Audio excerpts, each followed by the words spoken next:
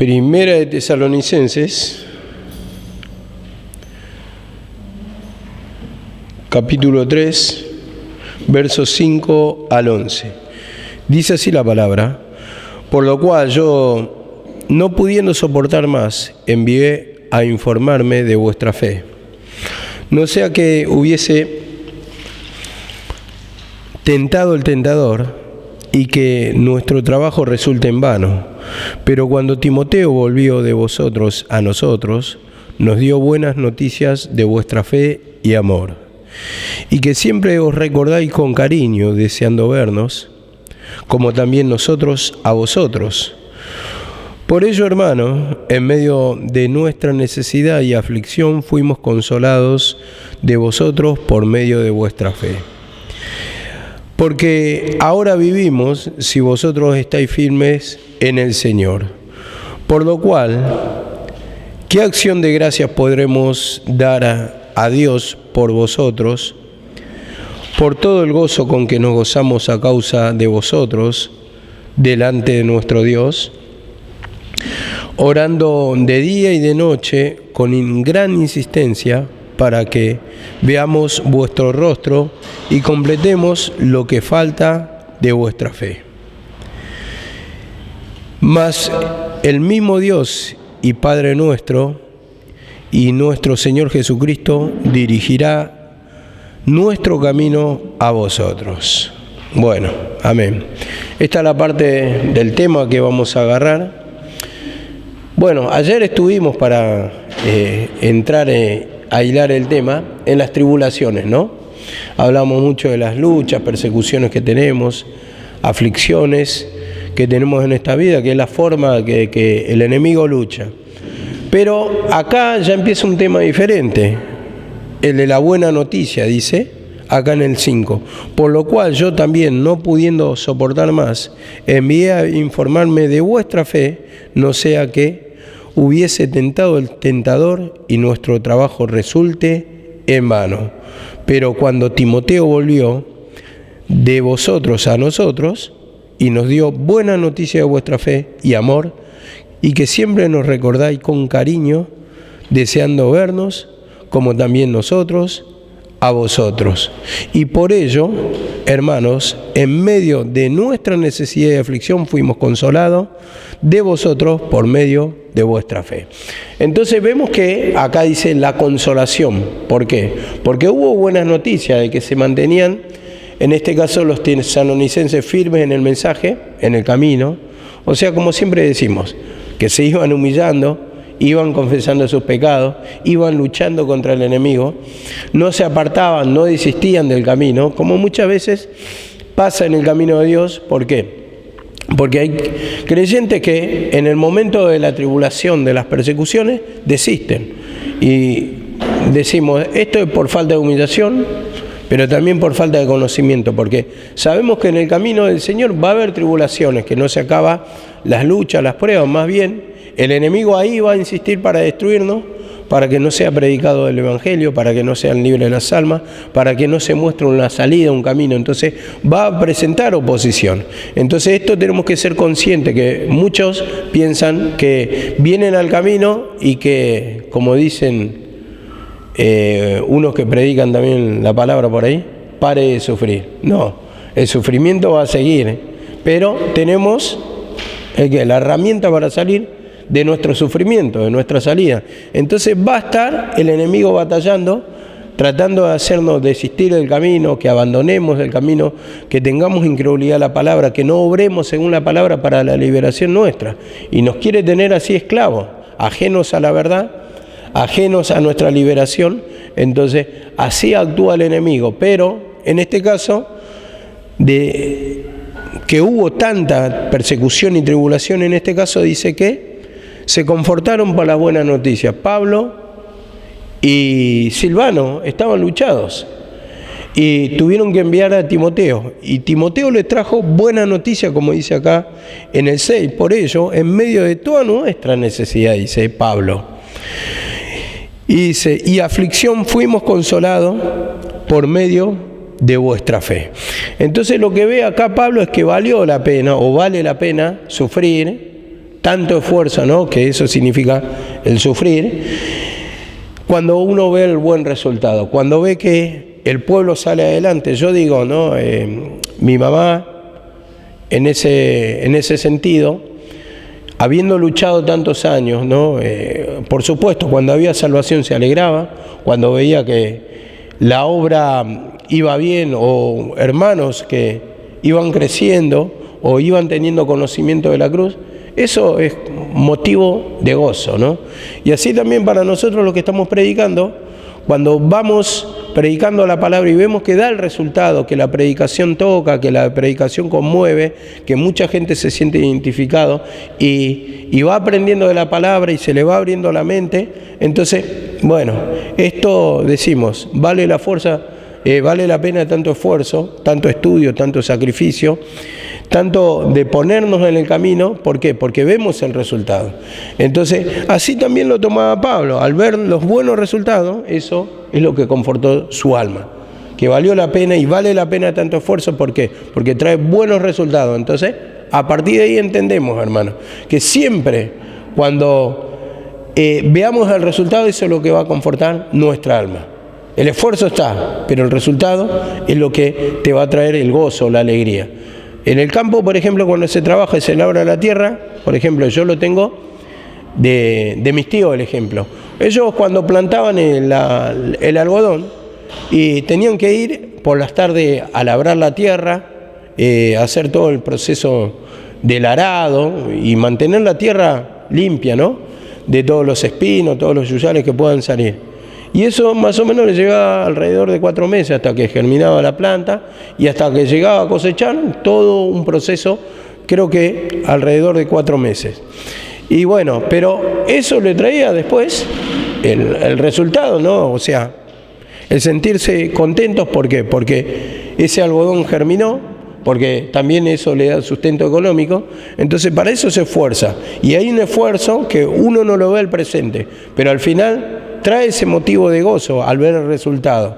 Y así en nuestra vida de la misma manera, tal vez uno no ve el resultado del pedir perdón, primeramente en los primeros tiempos, porque uno está trabajando para no sembrar entre espinos, como dice en Jeremías 4:3, hará campo y no sembré entre espinos, y tiene que sacar todos los espinos, limpiar la tierra, y a su tiempo se ve el resultado.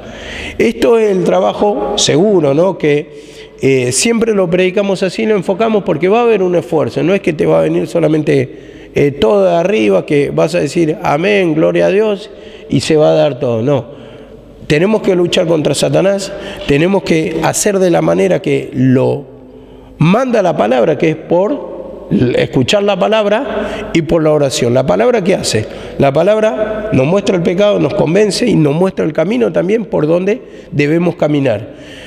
Entonces ahí nosotros, como vemos tanto defecto y que vemos el camino errado, que no tomamos el consejo de Dios, sino que estamos actuando como actúa cualquier persona del mundo, entonces nos lleva a una convicción de pecados, a pedir perdón, arrepentimiento, y eso nos encausa en el camino para poder cumplirlo como el Señor quiere. Entonces, ¿qué hacemos?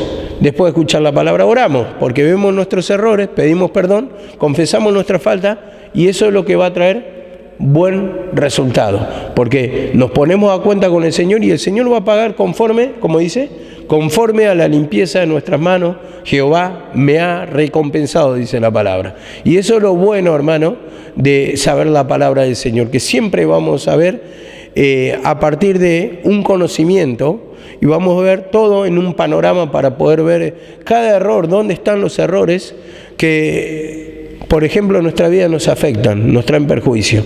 Entonces nosotros actuamos después según la palabra, y eso es lo que va a ir componiendo todo. Va a ir restaurando nuestra vida, nos va a ir trayendo buenos resultados, y en este caso se cumplió en los tesalonicenses acá y trajeron buenas noticias. Y dice acá la palabra 3:8, porque ahora vivimos si vosotros estáis firmes en el Señor. Ahora vivimos. Y esta buena noticia es lo que trajo aliento a Pablo, porque dice, ahora vivimos. Quiere decir, recuperamos el aliento en medio de tanta tribulación, tantas persecuciones, tantas luchas, tantas pruebas, porque las pruebas o la lucha muchas veces, ¿qué pasa? Desalientan, ¿no? Pero por el contrario, las buenas noticias que es lo que te trae un conforto en el alma, una alegría, te levanta el ánimo. Y vemos que dice, ahora vivimos si vosotros están firmes. Entonces el diablo pelea, ¿no? Pelea y quiere destruir nuestra vida, quiere apartar al cristiano, como lo muestra en este contexto. Pero lo bueno es que al ver los resultados, la victoria, en este caso de los tesalonicenses, uno puede ver el camino correcto. Pablo se dio cuenta que su esfuerzo valió la pena. Entonces así también nosotros, a pesar de los que estamos predicando, que tenemos nuestras luchas, nuestras pruebas, si se ve el resultado en la vida de ustedes, entonces vamos a decir vale la pena, o valió la pena el esfuerzo, valió la pena, como dijo Pablo, si es necesario aún me gastaré de lo mío. Entonces uno va a gastar su vida o va a poner en ofrenda, en sacrificio vivo su vida, como lo dijo Pablo, pero si se ven los buenos resultados, eso es lo que van a traer alegría al predicador. Porque el pueblo va avanzando en el conocimiento, va tomando el mensaje, el pueblo va creciendo espiritualmente y creo que, es un motivo de gozo ver a la gente que se está libertando, que les sirve estas palabras que le estamos hablando, que van cambiando, que van obteniendo buenos resultados, que van siendo de testimonio, que pueden predicar la palabra, que le pueden llevar el mensaje a otro y así va corriendo el mensaje de la palabra de Dios para llevar la bendición a otro. Y dice acá la palabra en el 9, por lo cual, ¿qué acción de gracias podemos dar a Dios por vosotros, por todo el gozo con que nos gozamos a causa de vosotros, delante de Dios? Dice, nos gozamos, dice la palabra, con todo el gozo con que nos gozamos. Y bueno, y acá nos hace entender la palabra, que siempre un hermano que es de testimonio y que vos ves el resultado del esfuerzo de predicar, de enseñarle la palabra, que pusiste horas, tiempo en enseñarle, y esa persona se va humillando, va abrazando el mensaje, va pidiendo perdón, va confesando, va entendiendo el mensaje de Dios, entonces van a traer victoria y eso va a ser, como dice acá la palabra, motivo de gozo, motivo de gozo. Y vemos que acá Pablo se gozó por los hermanos, y no solamente como puede ser el caso de nosotros, que nos gozamos, ¿por qué? Por intereses personales. Cuando nos sale bien a nosotros algo, estamos contentos. Si le sale mal, si te sale mal, te amargás, ¿no? Pero acá la pregunta es, ¿realmente uno se goza cuando el hermano está en victoria? Y ahí es cuando vemos nuestro egoísmo, ¿no? Nuestra forma de ver, el camino del Señor en el sentido de bendiciones personales simplemente. Porque yo creo que más bien cuando ves la victoria de otro, te quejas. Como dijo un hermano, vino la bendición, vino una hermana en su auto flamante, comprado nuevo, y decía, ¿cómo es, no? ¿Cómo es? Uno predica la palabra de Dios, dijo el hermano, y tiene que andar en bicicleta. En cambio otros que no están trabajando en la obra, vienen en auto nuevo. Bueno, entonces vemos que razonamos así por falta de conocimiento, porque la palabra dice que te deberías gozar por la bendición ajena, pero más bien muchas veces toma envidia, muchas veces crítica, murmuraciones, quejas, porque te vas a poner a pensar, ¿qué hizo esta persona para merecer eso? ¿Y qué hice yo para no merecerlo? Y vamos a ver, algo que siempre digo, un ejemplo que me enseña a mí, yo siempre digo, ¿qué hizo mi papá para merecer el buen trato, la atención personal y comer de la mejor comida? ¿Qué hice yo para no recibir esa comida? Yo me pongo a pensar a veces entre risas. Lógicamente no lo digo con maldad porque mi papá, yo estoy contento que se le dé, pero cualquier persona podría razonar así, en un interés personal, pero vemos que Pablo acá se alegró. ¿Por qué? Porque otros fueron bendecidos. Pero acá también lo podemos ver de otro punto de vista, porque Pablo puso empeño, puso horas de su vida, ¿para qué? para obtener el resultado. Y este gozo, hermano, con que otros son bendecidos debería ser motivo de gozo para nosotros, o sea, el contagio. Si otra persona es bendecida, yo me debería alegrar. ¿Por qué? Porque quiere decir que si está haciendo efecto la palabra en él, también lo va a hacer en mí. Pero si en todo trae un efecto negativo, eso debería ser motivo de amargura o motivo de tristeza, motivo de desaliento. Pero si a otro le está resultando la cruz, a mí me debería también alegrar. ¿Por qué? Porque primeramente tiene el resultado y me está mostrando la salida con su testimonio.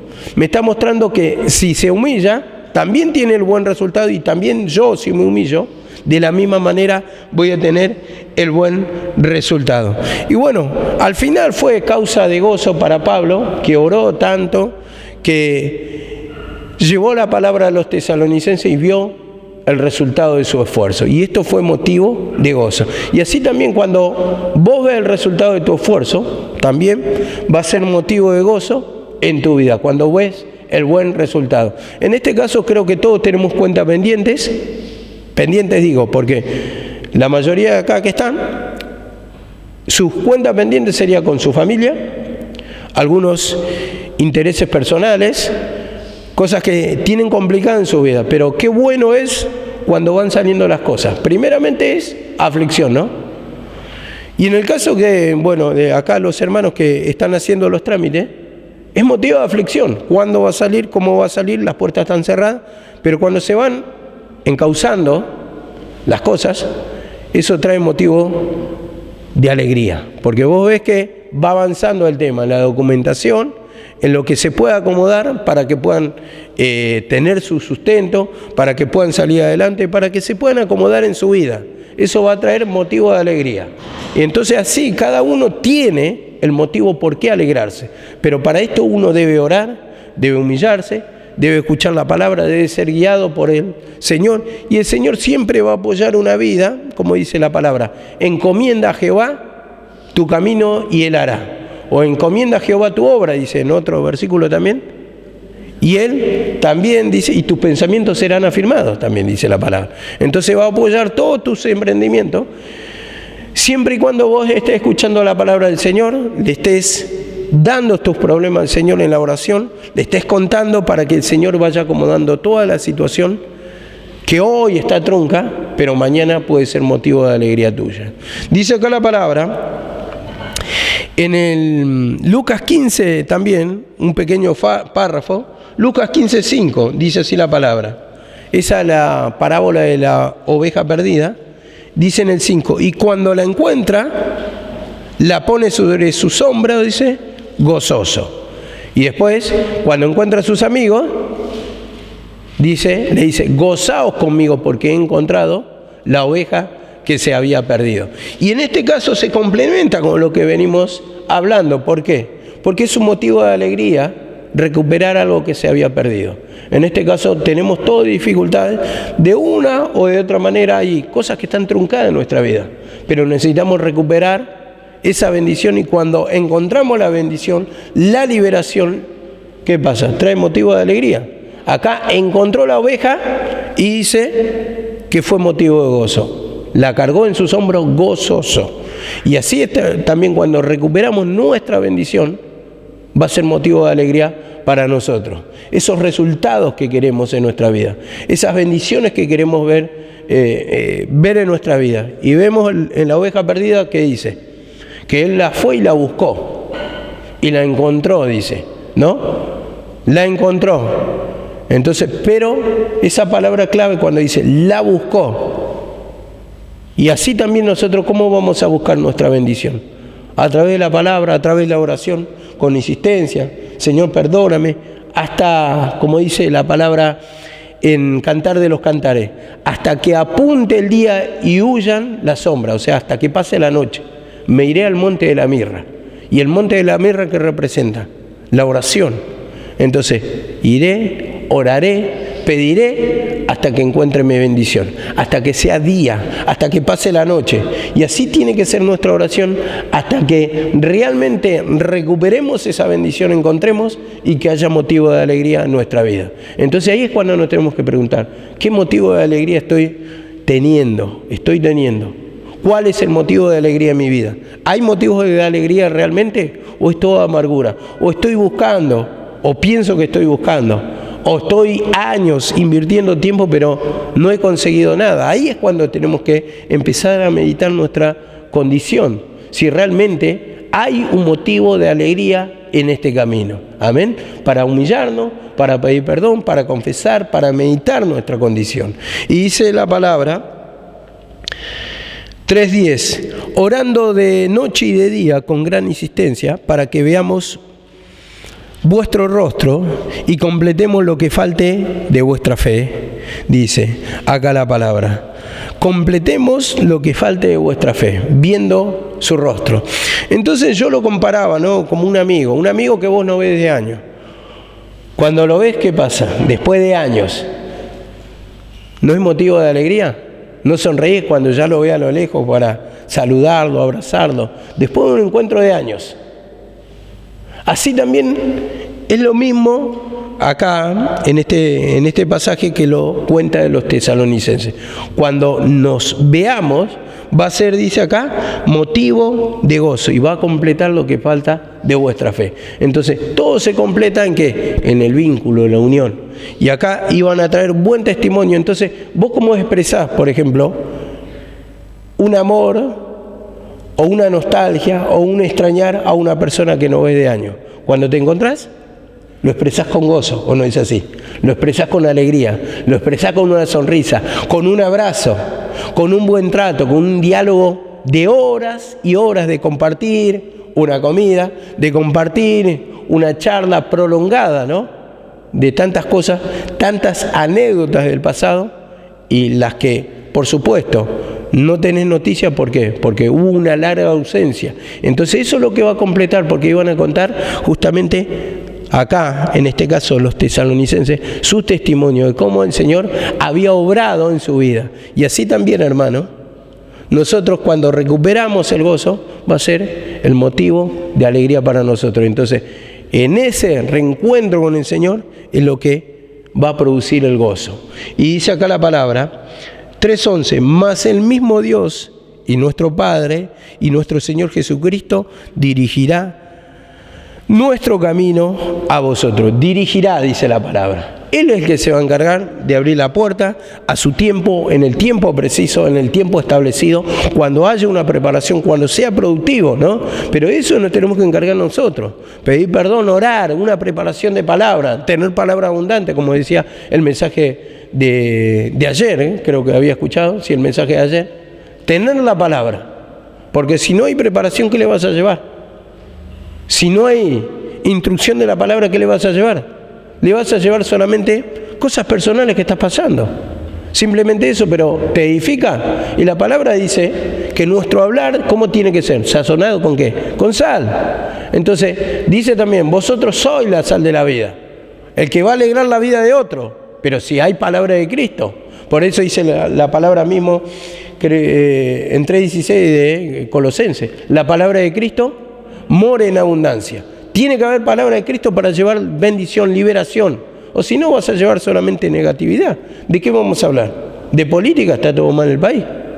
¿De qué vamos a hablar? ¿De cosas personales? Y tal vez en el ámbito matrimonial está mal tu vida sentimentalmente. De tus hijos muchas veces te causan preocupaciones. O tal vez son muy buenos, muy educados, pero tienen enfermedad. ¿Es motivo de preocupación, sí o no? Sí, por supuesto. Entonces, nuestra vida, como es una brega, como una aflicción, si no tenemos la palabra, vamos a llevar todo lo que tenemos, como dice la palabra. De la abundancia del corazón, habla la boca. Sale la boca. Entonces, si abunda la palabra, va a salir palabra. Y si abunda solamente vacío espiritual, vamos a llevar los problemas, los conflictos. Y eso no debería ser así. Uno tiene que estar preparado, a fin de estar preparado para toda buena obra, dice por el obrero de Dios. Y nosotros somos todos obreros, trabajamos por la causa de Cristo cuando llevamos la palabra. No quiere decir que vos tengas que tener un título. Simplemente con hablar la palabra ya te está usando el Señor y estás actuando en favor de la obra. Amén. En 1 Corintios 11:2, 1 Corintios 11:2, es bueno compartir la palabra. Y digo, siempre que uno es tocado por algún versículo, es motivo de gozo. Uno se siente identificado y eso te engendra esperanza. Es lo triste cuando no te toca ningún versículo. Ya cuando uno está duro, no tenés mensaje para dar, eso es triste. Eso es triste y te provoca un vacío espiritual, una ansiedad. Y por supuesto, la incredulidad de la palabra, que parece que no tiene sentido nada. La palabra lo mismo dice en Joel. ¿Cómo fue arrebatado el alimento de los bueyes? Y dice que los bueyes, dice cuán turbados están los atos de los bueyes. La turbación de espíritu, hermano, es cuando hay vacío de palabra. Te toma otros pensamientos y te trae turbación el apartarte de la palabra, el vacío espiritual. Por eso muchas veces andamos inquietos y no sabemos por qué. Andamos nerviosos y no sabemos por qué. Contestamos mal, no sabemos por qué. Es porque no te está gobernando la palabra. ¿Qué dijo el Señor? Siempre su saludo, ¿qué decía? Paz a vosotros, o no decía así. Entonces su palabra, su sola presencia, provoca la paz en nuestra alma, provoca el descanso en nuestra alma. Y eso es lo que necesitamos sentir. Dice 1 Corintios 11:2, os alabo, hermanos, porque en todo os acordáis de mí y retenéis las instrucciones tal como las entregué. Las instrucciones, como dice, tal como las entrega. Y yo digo, si uno toma la cruz, como dice acá, la retenéis, va a retener la palabra. Si se humilla, va a retener la palabra.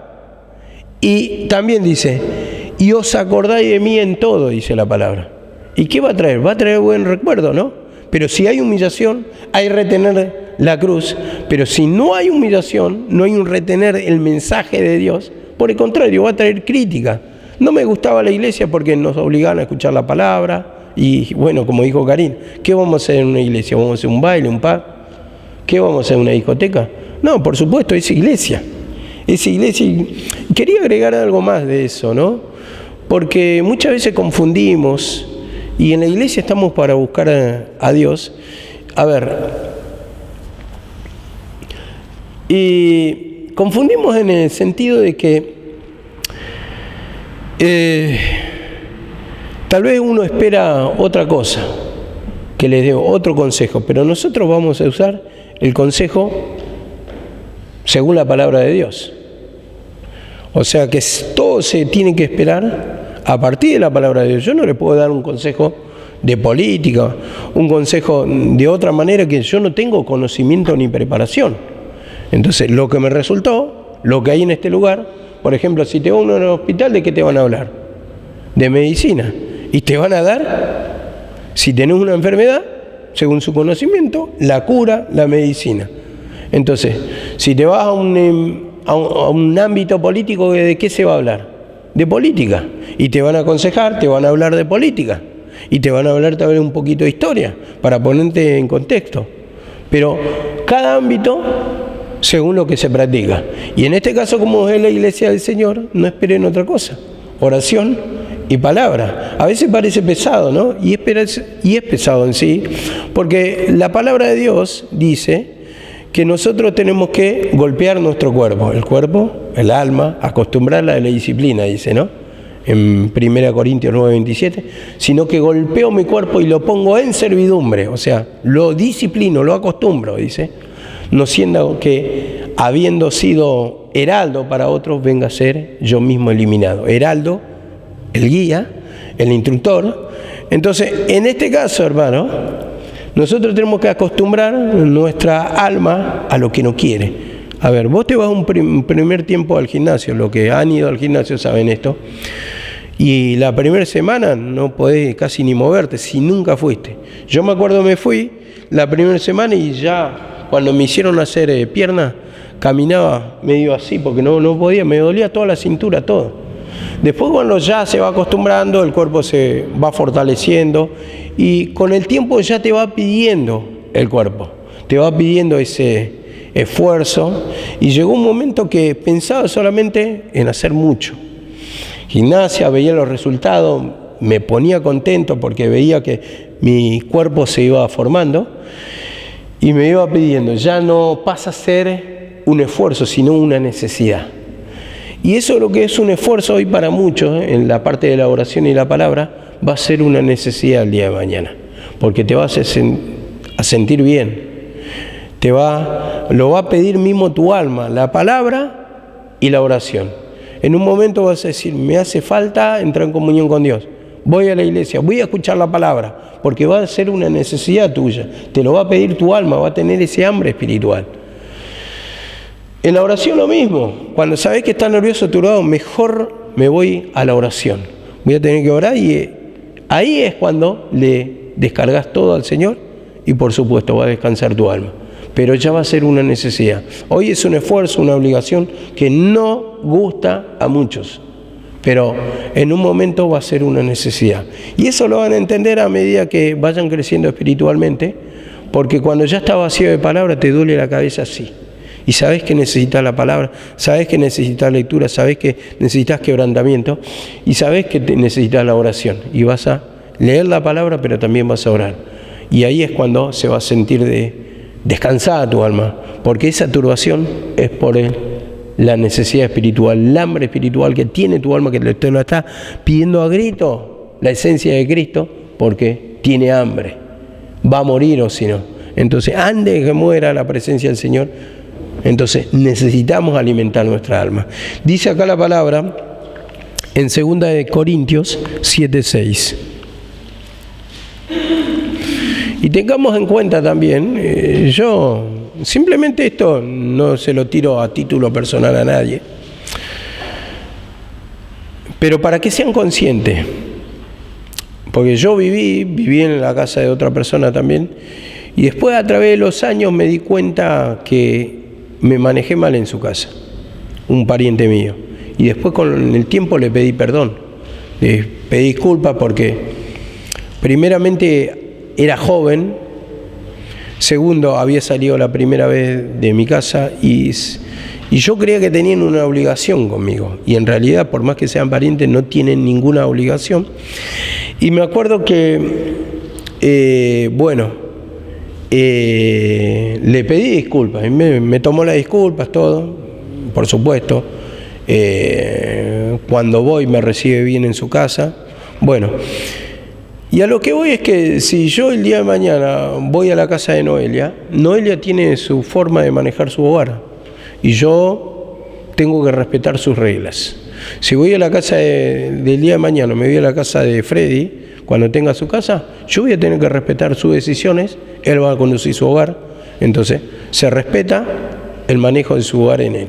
Entonces yo creo que es así en todos los hogares, ¿no? En la casa de Enzo también, y yo no puedo ir a imponer mis reglas o lo que me parece a mí. Entonces esto tenemos que entender, porque, nosotros siempre miramos del lado de que queremos imponer. Pero ¿qué tal si llegan a tu casa y yo quiero imponer? ¿Cómo te vas a sentir? Te vas a sentir invadido, te vas a sentir mal, te vas a sentir que te faltan el respeto. Por eso simplemente tenemos que ser conscientes de que acá, como decía Karina, hay una regla, una forma de conducirnos. Y pongámonos en el lugar de otro. ¿Cómo te vas a sentir? El día de mañana, si yo voy a la casa de Kevin, yo no puedo imponer las reglas a él. Es el manejo de él. Él va a dormir a la hora que quiere, se va a levantar a la hora que quiere. Yo estoy en casa ajena. Entonces debo respetar las reglas de él, el manejo de él, así con su familia. Y creo que así, cuando me pongo en el lugar de otro, es cuando voy a entender que es bueno el orden, es bueno la regla para respetarnos y no haya malentendido. Amén. Dice así la palabra. 2 de Corintios estoy, sí, ¿verdad, no? 7:6. Pero Dios, que nos consuela a los deprimidos, nos consoló con la llegada de Tito.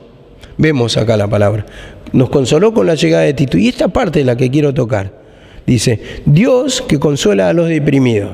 Y este es el contexto del versículo de Tesalonicense, que ellos estaban siendo perseguidos, pero dice, nos consoló con el ¿qué? Con el mensaje, con recibir la buena noticia. Y en este caso dice, nos consoló con la llegada de Tito.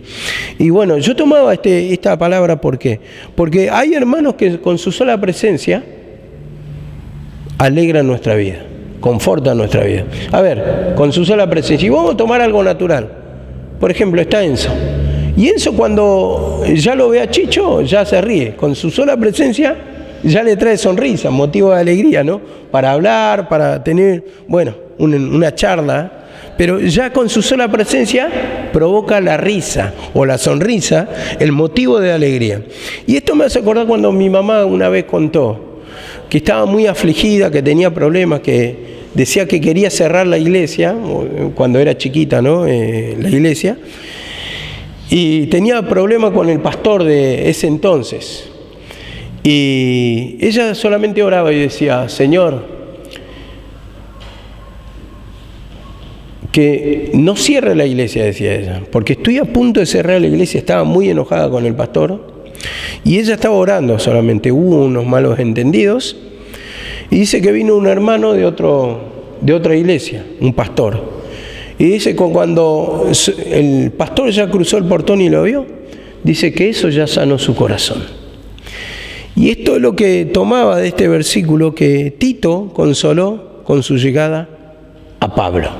Seguramente la consolación de él era que había traído el mensaje, que seguramente traía buenas noticias, pero te traen un descanso. Entonces esos son los hermanos que abrazan el mensaje, que van pidiendo perdón, que se van humillando, van tomando la cruz, siempre con su sola presencia te alegran.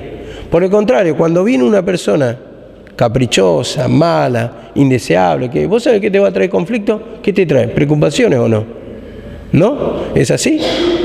Yo me acuerdo cuando estaba todo el gentío acá, había mucha gente que venían viciosos, locos, y yo muchas veces deseaba que se vaya, por favor, que no venga más. Y cuando se iba, esperaba que sea la última vez para no verlo más. Porque cuando sabía que venían ya bastante loquitos. Venían alterados y traían peleas, traían conflictos, traían desórdenes, traían peleas en el lugar y traían preocupaciones. Pero por el contrario, una persona que se va humillando, que va abrazando el mensaje, que va cambiando, que vos ves que ora, que confiesa sus pecados, va a haber un cambio, una transformación. Y esos son motivos de alegría. Dice la palabra también en 2 de Juan 1:4. 2 de Juan 1:4.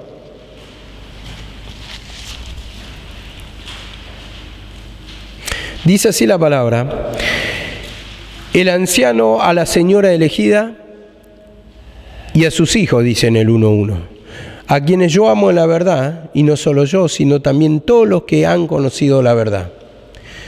Y dice en el 1:4, mucho me alegré a encontrar a alguno de tus hijos andando en la verdad. Mucho me alegré, dice, al encontrar a alguno de tus hijos andando en la verdad. Bueno, yo lo que sacaba de acá, porque siempre la verdad estamos hablando del mensaje de Jesucristo, ¿verdad? Y el que toma el mensaje de Jesucristo, el que va a seguir las pisadas, el que se va humillando, el que va tomando la cruz, el que va confesando sus pecados, el que va cambiando. ¿Por qué? Porque hay una corrección a través de la palabra, hay un arrepentimiento de pecado, entonces ya nos cambia la mente y actuamos diferente a lo que veníamos actuando. Según la palabra vamos actuando. Entonces dice, mucho me alegré al encontrar a alguno de tus hijos andando en la verdad. Entonces yo entendía acá que los buenos hijos siempre van a ser causa de alegría. Buenos hijos. Pero acá Pablo, dice, Juan más bien, vio que, dice, a la señora elegida. La señora elegida puede ser la persona que estaba dirigiendo. En este caso, la señora elegida sería tal vez una persona, una hermana, que esté predicando la palabra. Dice, mucho me alegré al encontrar a alguno de tus hijos andando en la verdad. Entonces, como vemos acá y entendemos, que en este caso, al que le traía alegría es a Juan. Mucho me alegré al ver que tus hijos abrazan el mensaje, que ya no están en la ley, sino que están abrazando, porque Juan entendemos que le habla siempre a los judíos. Entonces entendemos acá, y lo llevo a ver, un chico que estuvo acá, ustedes saben de Alexis lo que tenía era muy educado, el chico, y siempre voluntarioso para el trabajo. Pasó una persona una vez y lo vio y dice, qué buen hijo que tenés. Y yo le digo, no es mi hijo, es hijo de un conocido, le digo, un amigo. Cómo se lo ve, muy educadito, muy voluntarioso, cómo trabaja, qué empeño que tiene, siempre está presto para ayudar a las personas. A ver, y yo creo que cualquiera que tenga un hijo así va a ser motivo de orgullo, ¿no? Y yo creo que también la gente, al ver el hijo, cómo se conduce, los vecinos, más propiamente, van a hablar bien. Entonces, en este caso estaba dando buenos testimonios acá, los hijos de la señora elegida, como dice, andando en la verdad. ¿Por qué? Porque el comentario fue de Juan. Juan sería un tercero que estaba viendo los movimientos, o que estaba viendo cómo se conducían. Y en este caso, vemos que fue motivo de alegría. Y por el contrario, los hijos caprichosos, ¿qué van a traer? ¿Malos comentarios o no? Hijo caprichoso, como dice la palabra, y lo vamos a llevar por palabra. Proverbios 10:1 dice, el hijo sabio alegra al padre, pero el necio es tristeza de su madre. ¿Es verdad? Tristeza de su madre. Acá están los contrastes. El hijo sabio alegra al padre. A ver, cualquier padre que tiene un hijo obediente, que le sale bien un hijo, va a estar contento. Que le va bien al hijo, va a estar contento. Que ese hijo obedece en todo lo que le está enseñando a su hijo, va a estar contento. Pero el hijo necio, como dice acá, es tristeza de su madre. Y ahí es cuando tenemos que empezar a meditar. ¿Soy el hijo sabio? ¿Soy el hijo necio? ¿Le traigo dolor de cabeza al pastor? ¿A la pastora? ¿Qué clase de hijo espiritual soy?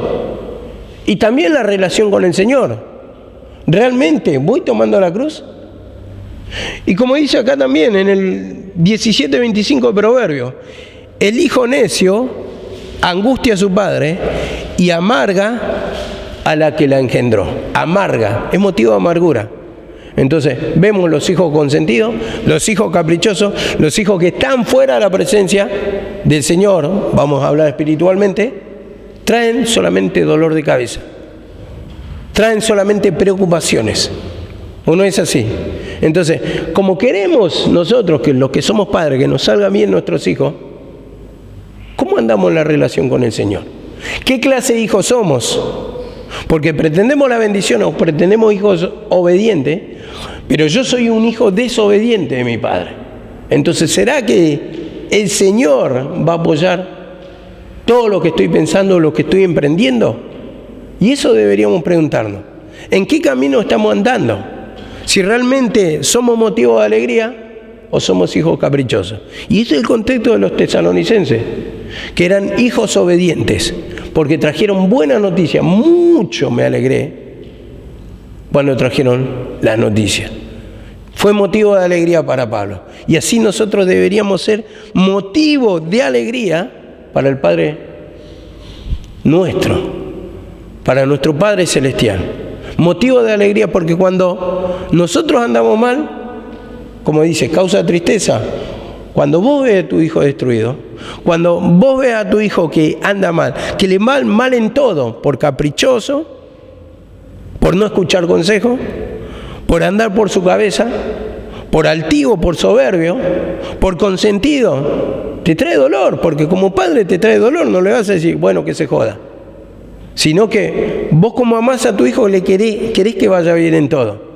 Pero por el contrario, a veces los hijos piensan que se la saben todas. Piensan que le van a ir todo bien, como si fuera que nosotros no lo pensamos en un tiempo.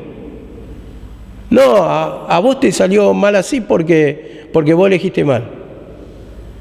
¿Y qué? A ver, ¿qué te hace pensar que el hijo que no está educado, que es caprichoso, va a elegir bien?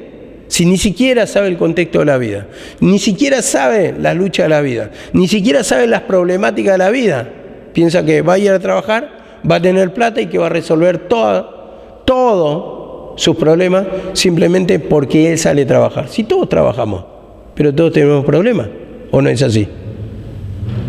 Y dice acá la palabra también, tercera de Juan 1:4, dice así la palabra. Tercera de Juan 1 al 4 voy a leer. El anciano Agallo. Y voy a pasar al 3. Mucho me regocijé cuando vinieron los hermanos y dieron testimonio de tu verdad y de cómo andas en la verdad. No tengo yo mayor gozo que este, el oír que mis hijos andan en la verdad. El oír que mis hijos andan en la verdad. Así lo dice la palabra, pero así también, hermano, para un predicador, así también para un padre de familia, estos hijos obedientes van a ser motivo de alegría. Y eso es lo que tenemos que entender. Cuando hay una obediencia, va a haber buenos resultados. Y eso es lo que va a ser motivo de alegría para cualquier padre, espiritual y naturalmente hablando. Entonces, nosotros ahí es cuando debemos reflejarnos en la palabra. ¿Qué clase de hijo soy? ¿Soy motivo de alegría? ¿Llevo buenas noticias para mi padre espiritual? ¿Me va bien? ¿Realmente me siento bien? Es triste, hermano, ver a un hijo sufriendo, ¿o no es así? Es triste. Uno que es padre, o sea, ve también cómo se está manejando su hijo y por experiencia de la vida, sabe lo que le va a esperar. Si sos caprichoso, te vas a pegar muchos dolores de cabeza. Vas a chocar contra la pared. Porque sos caprichoso, porque no querés obedecer, porque sos altivo, sos soberbio, pensás que la sabés toda. Así te va a ir. Eso es lo que piensa el padre, pero no lo desea. Quiere que recapacite, quiere que reflexione, quiere que le vaya bien, quiere que sea bendecido.